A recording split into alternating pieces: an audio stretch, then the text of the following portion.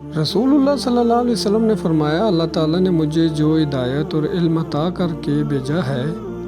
اس کی مثال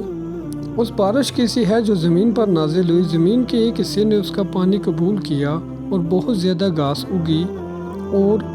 ایک حصہ سخت تھا، اس نے پانی کو روک لیا اور اللہ تعالیٰ نے اس کے ذریعے کئی لوگوں کو فائدہ پہنچایا۔ پس انہوں نے پانی پیا، مویشیوں کو پلایا، کھیتی کاش کی اور اس کو سیراب کیا۔ پھر یہی بارش اس زمین پر بھی برسی جو چٹیل میدان تھی، وہ نہ پانی کو روک سکی اور نہ گھاس اگا سکی۔ پس اول ذکر اس شخص کی مثال ہے کہ جس نے دین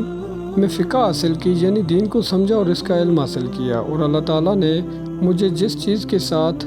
بھیجا ہے اس کو اس کے ذریعے نفع دیا اور پھر اس کے ذریعے لوگوں کو نفع دیا۔ سو اس نے خود بھی علم حاصل کیا